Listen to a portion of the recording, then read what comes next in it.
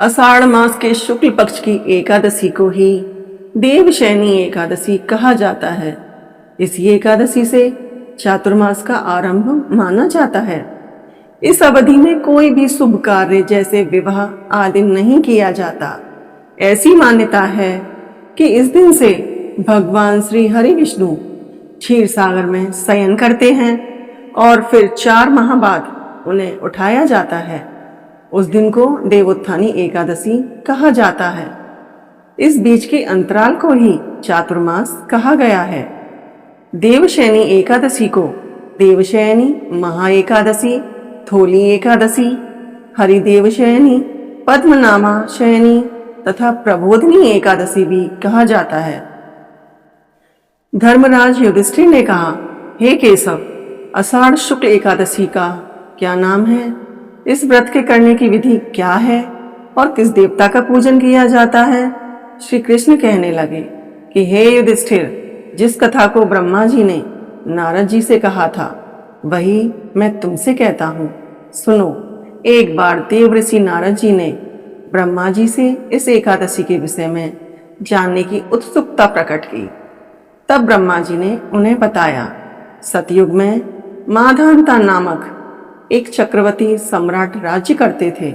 उनके राज्य में प्रजा बहुत सुखी थी, किंतु भविष्य में क्या हो जाए यह कोई नहीं जानता। अतः वे भी इस बात से अनभिज्ञ थे कि उनके राज्य में शीघ्र ही भयंकर अकाल पड़ने वाला है। उनके राज्य में पूरे 3 वर्ष तक वर्षा न होने के कारण भयंकर अकाल पड़ा। इस अकाल से चारों ओर त्राही त्राही मच गई। धर्म पक्ष के यज्ञ, हवन, पिंडदान, कथा, व्रत आदि में कमी हो गई। जब मुसीबत पड़ी हो तो धार्मिक कार्यों में प्राणी की रुचि कहाँ रह जाती है। प्रजा ने राजा के पास जाकर अपनी वेदना की दुहाई दी। राजा तो इस स्थिति को लेकर पहले से ही दुखी थे। वे सोचने लगे कि आखिर में मैंने ऐसा कौन सा पाप किया है जिसका दंड मुझे इस रूप में मिल रहा है। फिर इस कष्ट से मुक्ति पाने का कोई साधन करने के उद्देश्य से राजा सेना को लेकर जंगल की ओर चल दिए। वहां विचरण करते करते एक दिन वे ब्रह्मा जी के पुत्र अंगिरा ऋषि के आश्रम में पहुंचे और उन्हें साष्टांग प्रणाम किया। ऋषिवर ने आशीर्वचनोपरांत कुशल क्षेम पूछा। फिर जंगल में विचरने और अपने आश्रम में आने का प्रयोजन जानना चाहा। तब राजा ने हाथ जोड़कर कहा, महात्मन, सभी प्रकार से धर्म का पालन करता हुआ भी मैं अपने राज्य में दुर्भिक्ष का दृश्य देख रहा हूँ। आखिर किस कारण से ऐसा हो रहा है?